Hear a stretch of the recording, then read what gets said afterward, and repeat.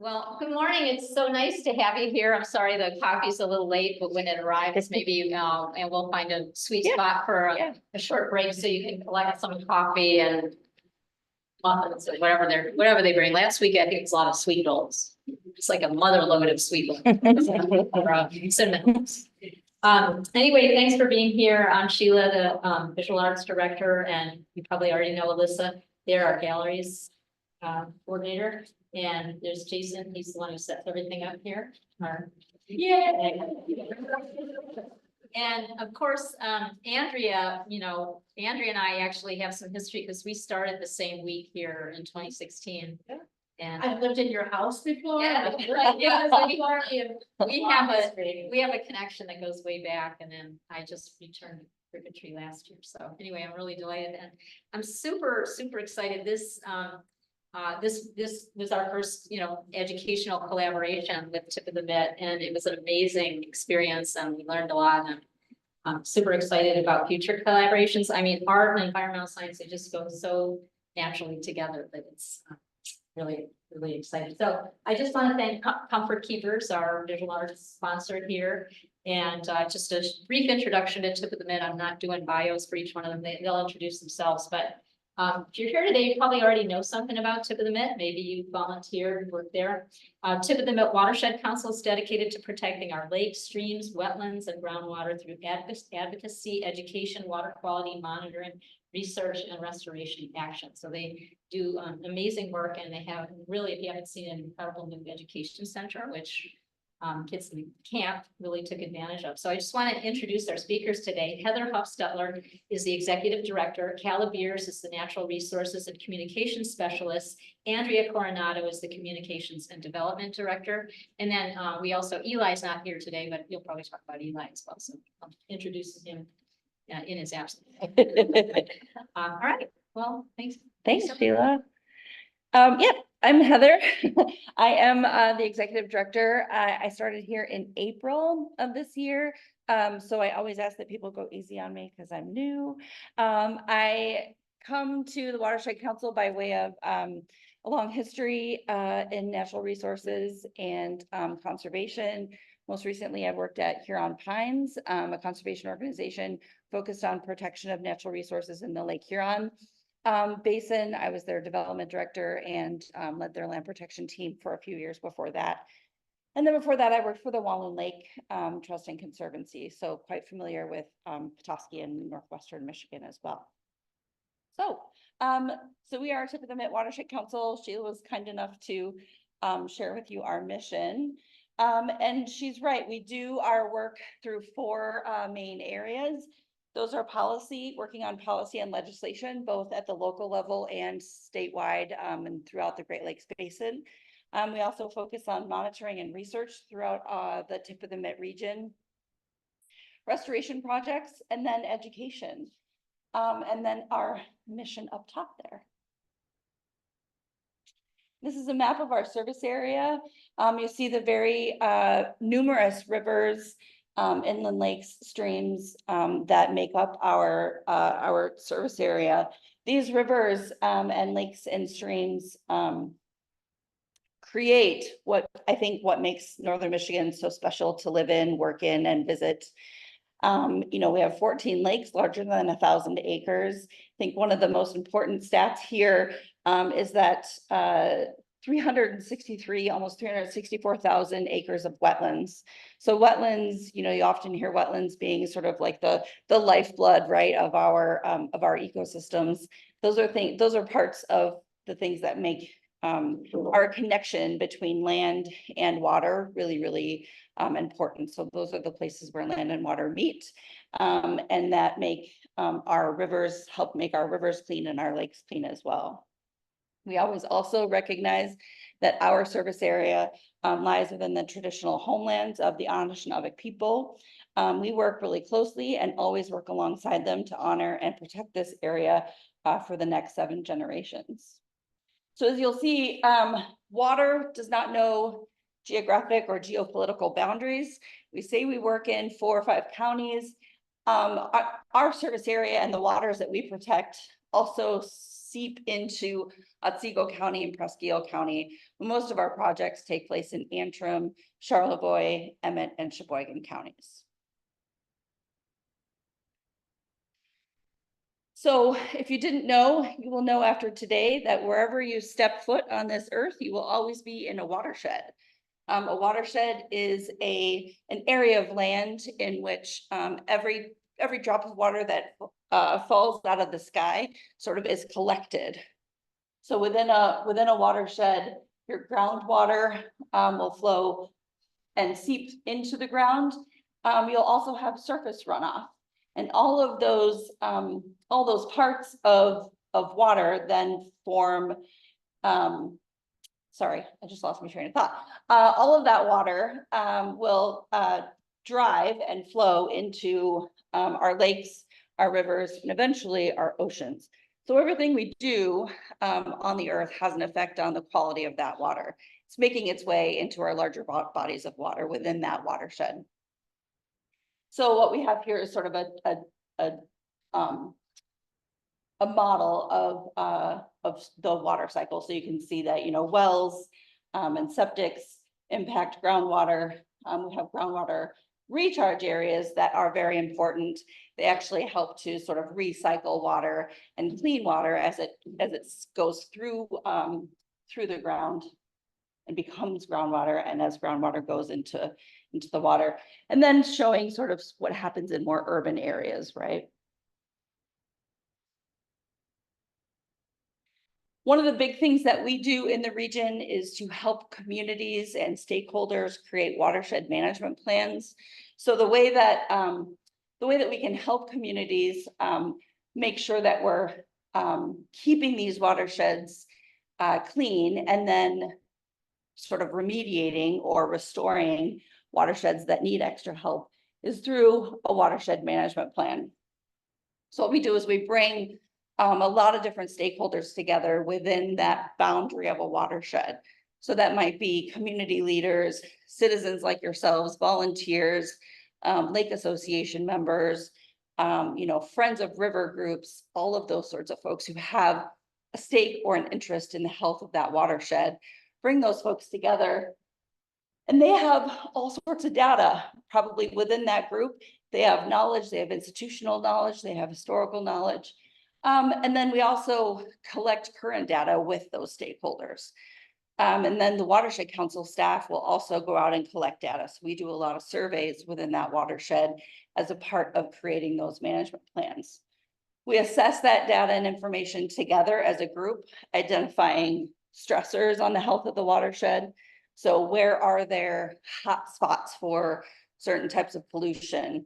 Where are there gaps in the data that we know we need to find more about? And then that can help us identify then some critical spots and priority areas for more protection, or spots that are very, very, you know, pristine, that we want to make sure stay that way. So that helps us then work with lots of other partners like local conservancies, other lake associations, so that we know what we can all protect together. Those management plans then lay out goals and objectives. Like I just said, what do we want to protect? What do we not want to know about? We know more about, and that creates an implementation program or an action plan. Those usually lay out about 10 years worth of goals, objectives, and strategies. And the plan itself takes several years to create as well. Those plans are approved by the EPA and the Michigan Department of Environment, Great Lakes, and Energy. We always just speak in acronyms, so when we start to spell out the acronym, it's easy to forget it, right? So they are approved by state and federal agencies, and that means then we can help bring in a lot of different funding sources to the local community through that plan. So if an action is identified in the plan, that makes it much easier to bring in outside dollars. So then we have a plan, and that means then we all need to work together to put that plan into action. Little Traverse Bay has a watershed management plan. We work with lots of partners in this region to implement actions to keep Little Traverse Bay watershed as healthy and as clean as it possibly can be. So another part of our work is the policy and advocacy part of our work at the local level. You'll see our staff working with township governments, with city staff, thinking about zoning ordinances or thinking about site plan developments and making some comments about those things. You'll also see our staff, talking with citizens, answering questions about things that they might see on the ground and whether those are good things, bad things for water quality. We often make comments about permit applications that come through as well. And then on the state side, we do a lot of work educating legislators and our bigger statewide policy sort of organizations. Our staff sit on boards like Michigan Environmental Council, and that helps us have a stake and a say in larger funding initiatives like the Great Lakes Restoration Initiative. Oh, I jumped ahead of myself. Our water resources program is probably the program that you guys might see the most. That's our staff out in the field doing a lot of water quality testing and stream monitoring and lake monitoring. So these programs are the programs in which you also get to see direct results and understand the quality of our local water resources. The comprehensive water quality monitoring is a program in which our staff monitor all of our inland lakes in the region once every 3 years. And that data is all collected, entered into a database, and is available to look at on our website. It's a quite intensive program, and we're really proud of that work. And they've been working really hard also on making all of that data available publicly in a really cool way. There's great maps, great tables, and everybody can sort of dive in as deep as you'd like. The volunteer stream and lake monitoring program is actually coordinated through a statewide program called MyCore. So we participate locally and train a lot of different teams to monitor both local streams and rivers and lakes. So the stream monitoring program is the program in which you get to put on your waders, get in the streams, jump around. Andrea can demonstrate the dance for you. And find all the small macroinvertebrates, which are the insects that live in streams that are indicator species for really healthy streams. So if we find a wide variety of those species, we know that stream's pretty healthy and thriving. And then if we don't find a wide variety, then we understand that there's some work that maybe needs to be done to try to bring that stream back to a healthier state. The volunteer lake monitoring program is a program in which we train volunteers on each lake to go out once a week and monitor for a few indicators: pH, depth. Well, yeah, they do the Secchi disc, chlorophyll A, I think. Yep. I have to look to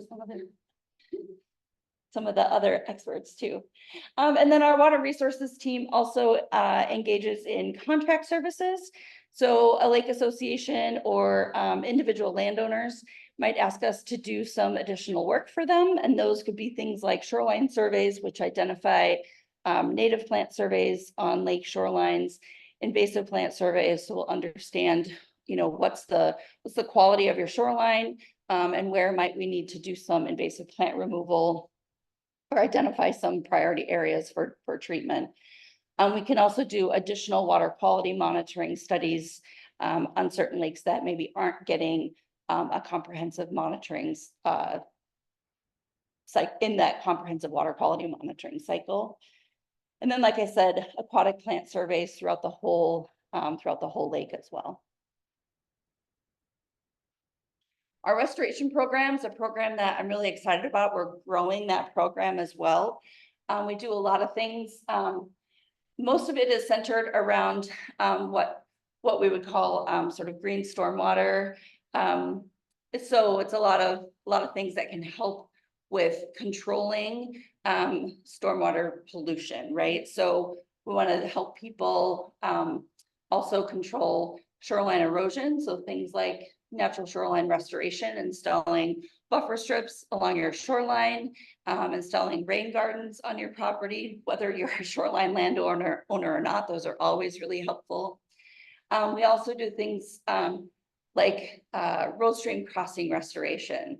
So where we have undersized culverts on roads, those are both infrastructure challenges as well as habitat challenges. So those things can help fish passage, and they also help road commissions solve infrastructure challenges.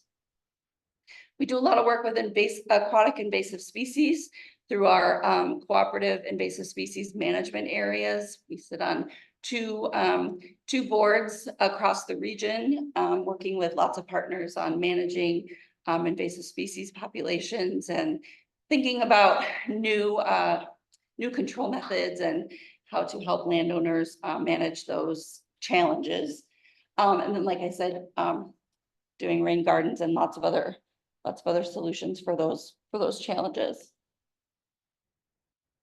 And then education, what Sheila talked about in the beginning, our education program, we're starting to think about it as sort of a all-around academy.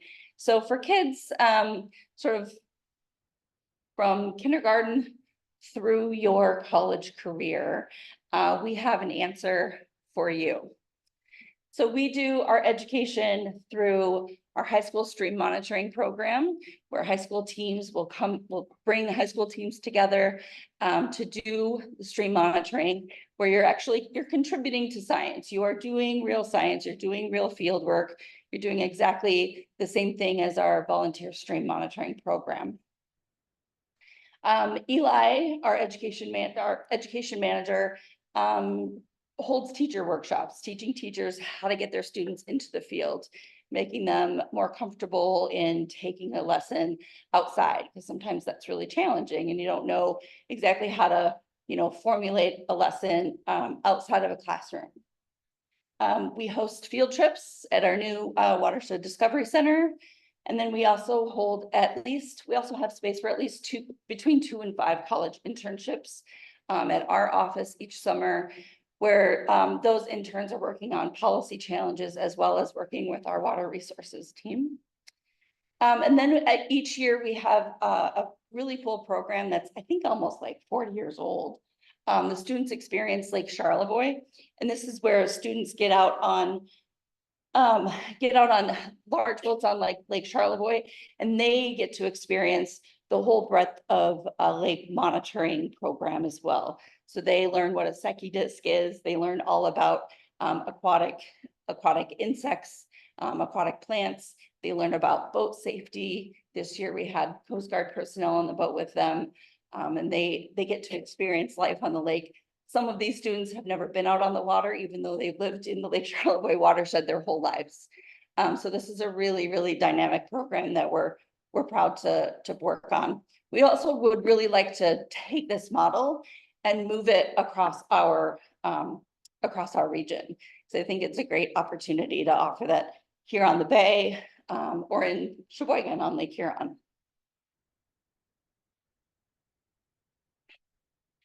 And our overall education philosophy is that education should always be fun. It should also always be hands-on and real. So we never want someone to feel like they're not really doing science or not really doing what we do. They're always going to be contributing to science and contributing to something that the Watershed Council can use. We want our education program to connect to the community. And then we also want our education program to be focusing on the future and be forward-looking. And this might be a good time to take a break if coffee's here, if treats are here. Okay, cool. Yeah. What age do you think is that picture? It's 6th graders. Yep. I've noticed there are, like, I bike with the bike programming. Oh, yeah. Bike program, so that's fourth grade, and I've heard there are a lot of programs targeted around fourth grade. For good reason, they're a good age to work with, so I'm glad that I'm glad that this program. Oh, right, yeah, so everyone's getting, getting stuff at fourth grade. I think maybe you feel like the momentum at that age. And sixth graders are fun, yeah, A lot of fun. yeah. They probably are just ready to handle a little higher level science. Yeah, yeah. Don't lean on my. I'm just wondering, so all that water collection, where does it go to be tested and what are the baselines and? Sure, so and we how use, far back does that study go? so I'm not sure how long we have been doing the lake water quality monitoring. I want to say since the 70s. 20 years. Oh, It's over 20 years. Okay, so that's been going on for 20 years. So we used to use the lab at the Michigan, at the University of Michigan Biostation in Pellston. That lab is closed, so now we're using the lab at, we use two labs. We use the lab at Lake Superior State University. And then we also use the Great Lakes Environmental Lab in Traverse City. And then what's the trend? Is it constantly improving or staying the same? A lot of them are saying the same. So lakes have life cycles. And so what I think a lot of what we're also seeing is that some lakes are moving toward a more, what's called a more oligotrophic state, which is sort of like there are less plants in the lakes. If that makes sense. Our numbers Yeah. from last year, we just printed in our newsletter that are outside, so if you're interested. Yeah, so, yep. All of our lakes fared. you Yep. can check. Yeah, yeah.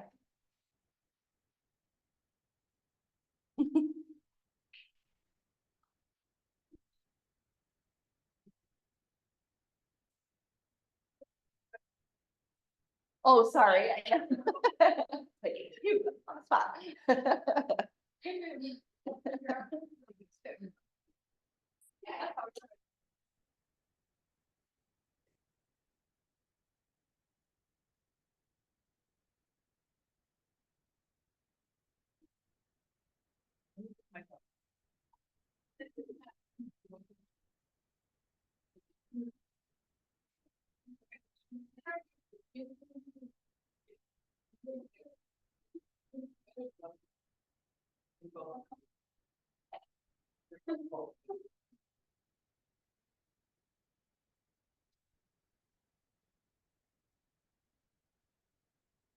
If everyone's back in, we'll just get started. Yeah, a couple people. I can give it a minute. I can kind of see out there.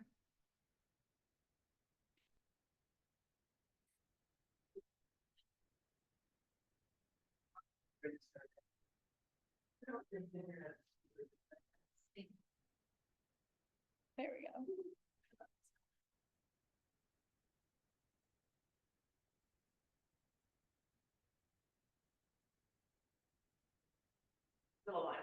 Okay. We can just look at these beautiful pictures for a moment.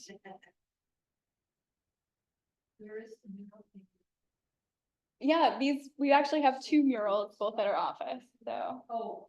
Yep, just downtown. Yep.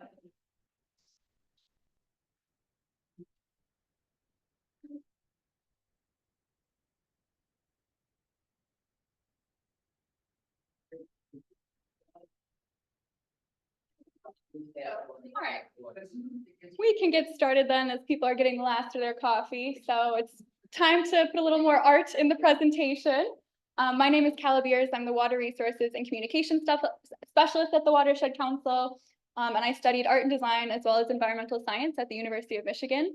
And about a year and a half ago, I joined the Watershed Council. And in that time, we've gotten to work on some sort of bigger art projects with the theme of using art as a way to bring our mission that Heather was talking about to our membership and to the general public. So we can start talking about the first of these, which was done last spring, our interactive rain garden mural.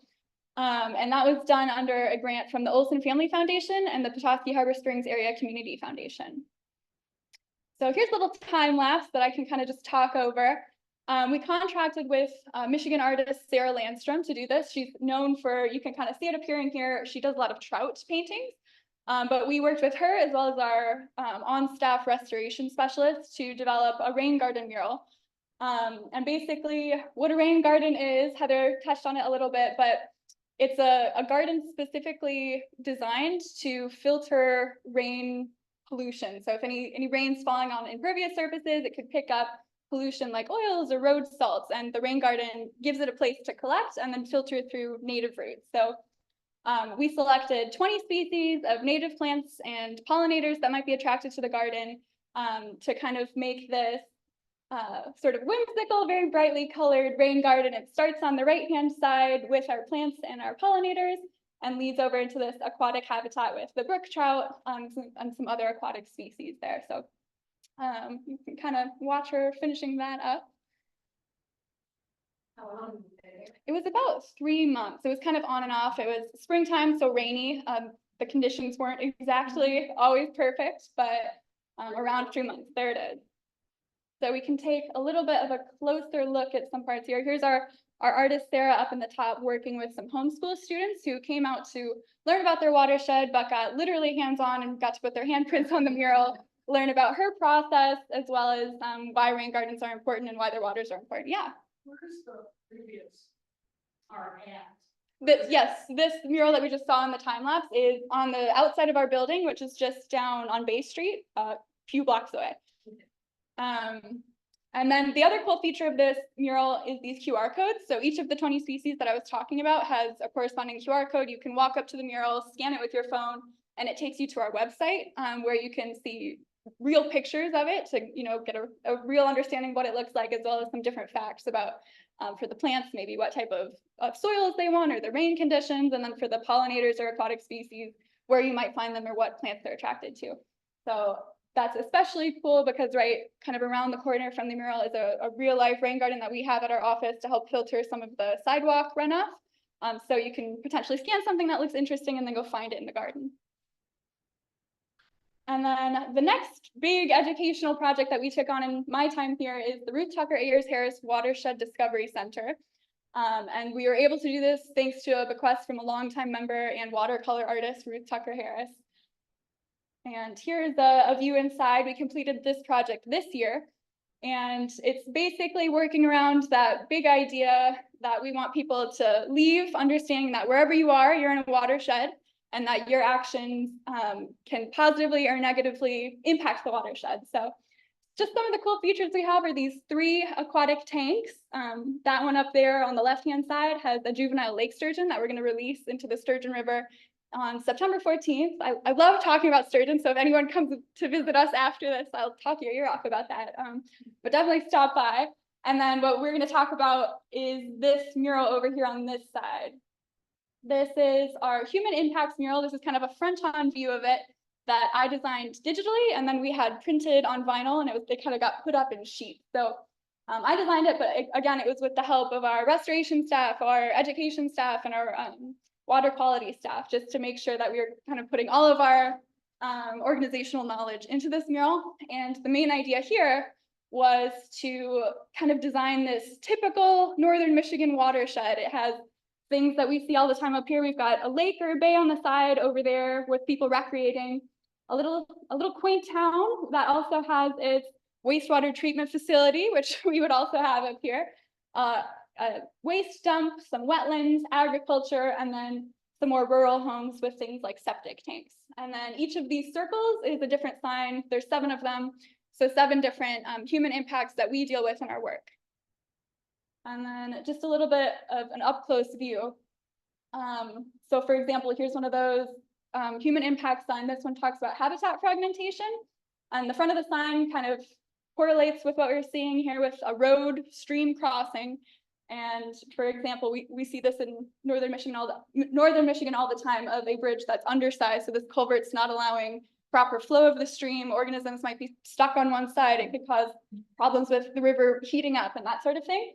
But it's interactive, and you can lift up this sign, and on the underside, each of the signs has sort of a solution or a thing that we can work on to reduce these problems. So for habitat fragmentation, it would probably say something along the lines of, we can make this a free-spanning bridge to kind of help the water flow. That's kind of bigger picture, but for some of the signs, it's smaller actions you can take.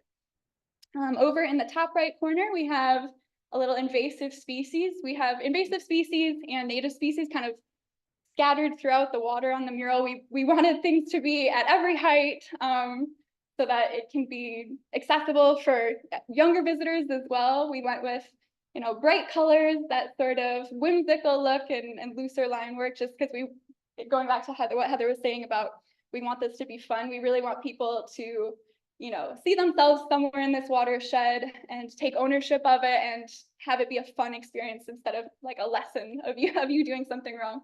So those are kind of fun to spot throughout the mural. And then down here, we just have another example of one of those human impact signs that's talking about plastic, where there's a dump site that's maybe mismanaged or not managed at all. And then on the flip side of it, it says something along the lines of, you can maybe reduce your plastic usage or learn how to properly recycle your plastic if you are going to use it. So definitely stop on by. We'd love to see you inside at the Discovery Center or looking at our rain garden or our outdoor mural. But I think with that, it's Andrea. We all want a chance to speak. And full disclosure, I worked here for 7 years here at Crooked Tree Art Center, so thanks for having me back. They let me come back in the door.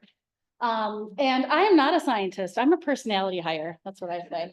So if you have questions about the science, I'm going to direct them over here. You know, I think people talk about STEM a lot, you know, science, technology, engineering, and math. I always try to sneak that A in there for some STEAM, because I really do, and not just because I worked here for so long, I really do believe the arts help us interpret information and really understand things. I can tell you how many times the staff has tried to tell me something. I'm like, can you just draw it for me? Like, explain a septic tank. Can you just draw a picture of it for me? I really find that the arts help in communication. So when Sheila came to us with a really crazy idea, of somehow managing a dozen first through third graders and teach them something, we of course said yes. And then when it finally came, I have a newfound appreciation for parents, because they have so much energy and they have so much to say and they're so excited. We had a lot of fun. So our collaboration with Crooked Tree Art Center this year was over 2 weeks. First week was first through third graders, if I remember correctly, and the second week was 4th through 6th graders. Each day, Monday through Friday, kind of started with Eli Baker and Calabiers, giving them kind of a little lesson on what they were going to be learning for the day. So it could have been anything from all about sturgeon or pollution or what is a watershed. So every day had a different theme. We did some hands-on activities for that. This day we learned about macroinvertebrates. So they were talking about caddisflies earlier. If you don't know what a caddisfly is, it's kind of like this little larval looking thing, and they build these cases around themselves with rocks and sticks, and they make the sticky soap that sticks it all together. So we went out and collected bugs. They got to identify them, sort them, and then later that day they went back into the art studio and they made their own artwork, their own caddisfly cases. So we had a lot of fun. So here, for example, here's some of the caddisflies that we found in the river. And then they got to build their own here. They were cute. They named them. Of course, they all named them Caddy the caddisfly, very unique. On this day over here, we learned about sturgeon. So they got to go behind the scenes at the Watershed Discovery Center. And we actually took the sturgeon out of the tank. They were able to touch it. We weighed it. We measured it.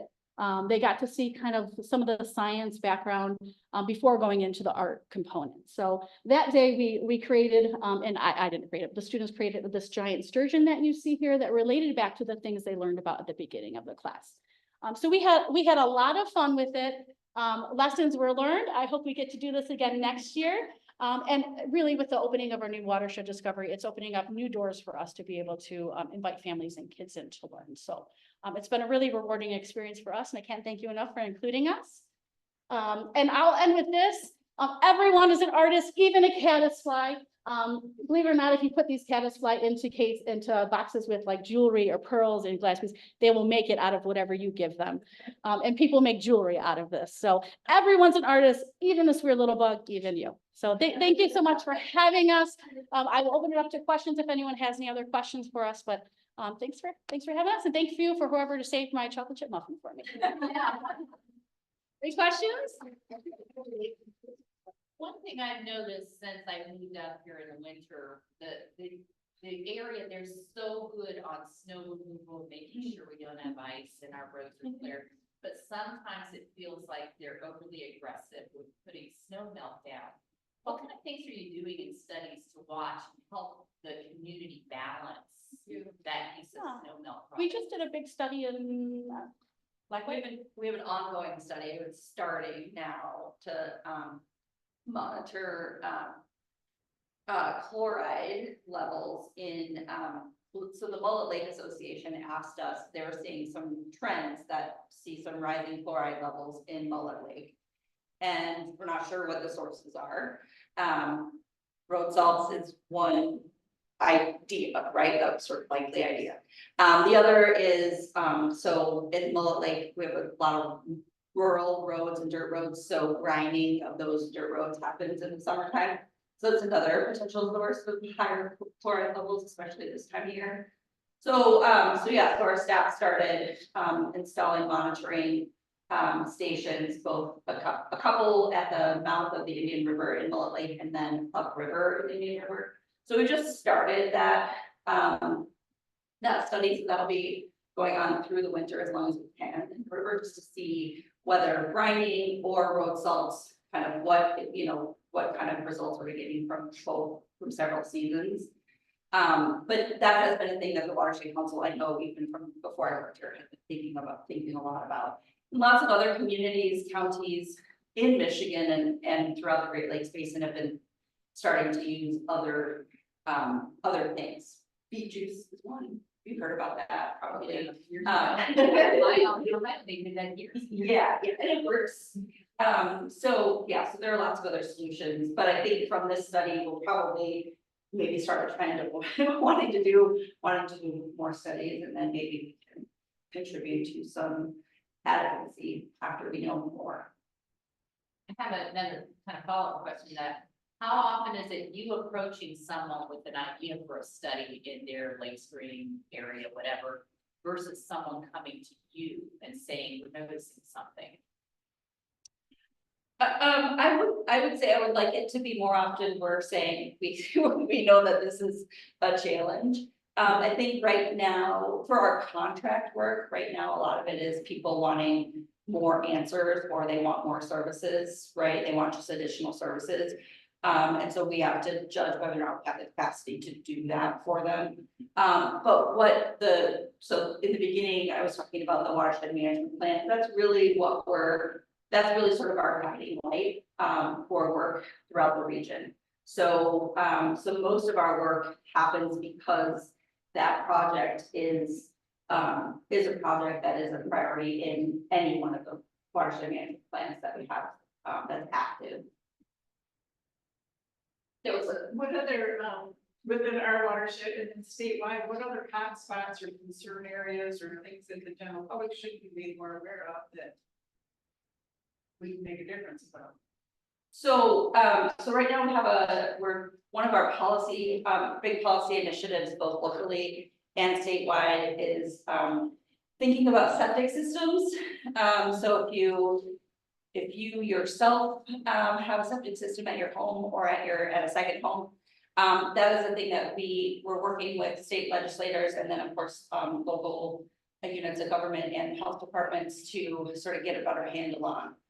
Michigan is the only state in the union without a statewide septic code, and so we've been working with state legislators to try to pass a bill that sets up a statewide septic code.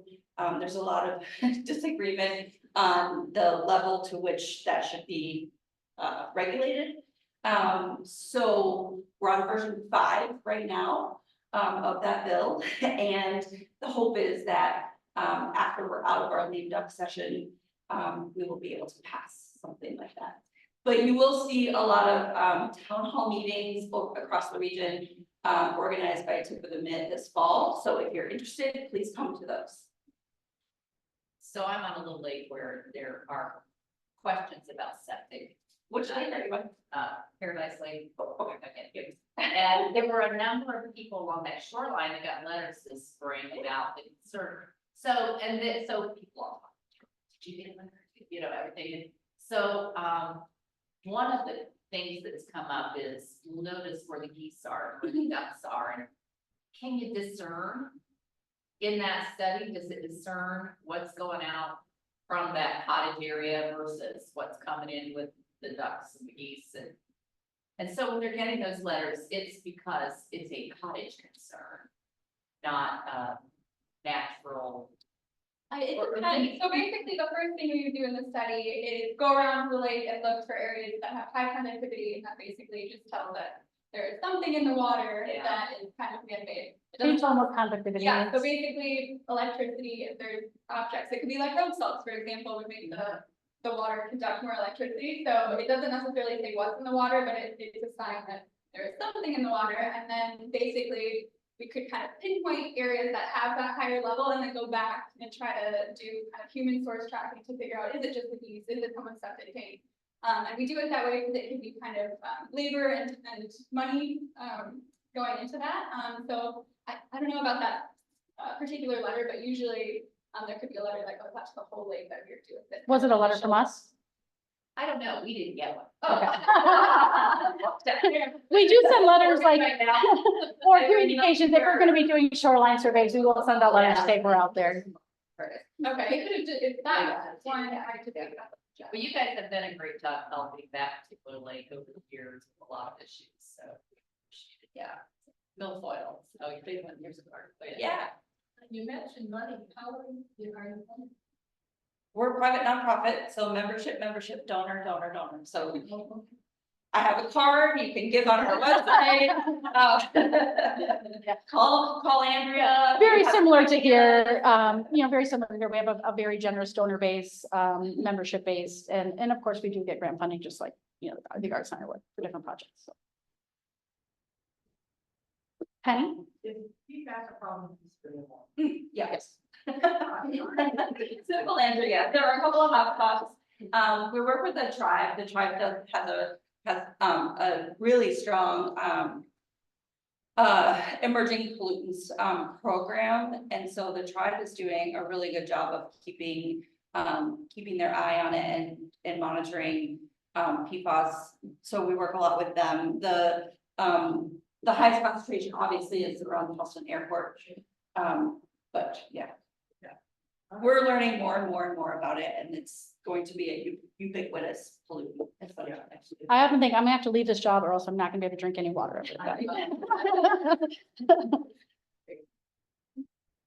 So what's the type of thing you mentioned a couple one seven tanks, keep us, that can be you guys.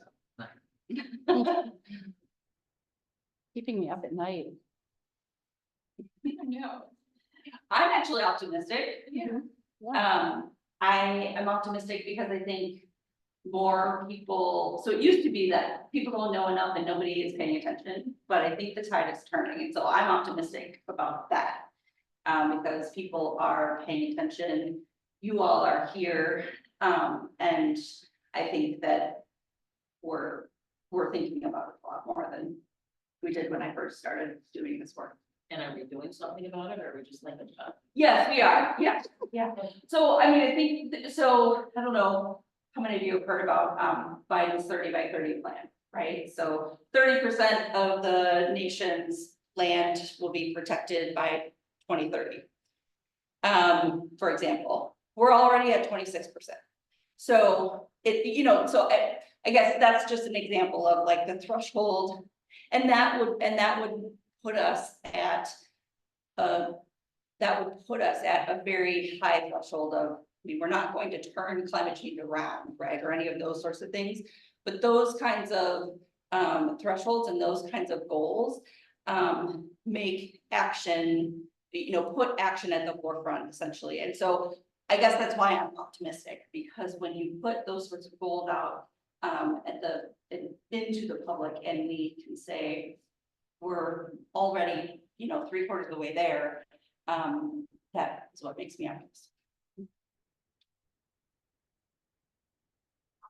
So I have something on those 10 acres, and I was wondering, could you give perhaps an example or two of what regulation would mean? I'm sorry, we're the only state. Because I grew up with people saying, don't use too much bleach. If you use bleach in your wash, then wait 2 or 3 days before you, wash again. And you kind of live by that quote your parents and grandparents tell you, and you just stick with that. Well, what would an example be if it was regulated for septic owners? What would an example of that be?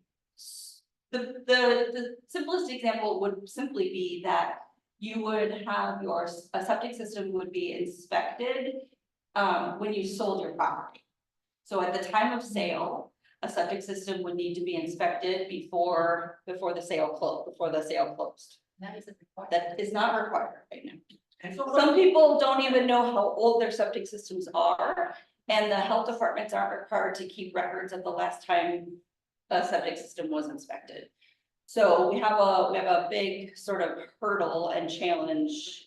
Because I'm a large percentage of homes, passed down generation to generation. Yes. And that would be, right, and that would be the other challenge. So we have to address the cottage law as well, right? So, Would there be something with new bills? yes, there is something with new builds already. In the health code, there's already something with new builds. Okay, we're just looking at this. Yeah, I mean, the big thing is the time, it's called a time of transfer, but there would be other parts of the regulation, but that would be the big thing, right? We don't have, and that's the sticky part of the regulation. It's like the Realtors Association doesn't want that to happen, because then a lot of sales would fail.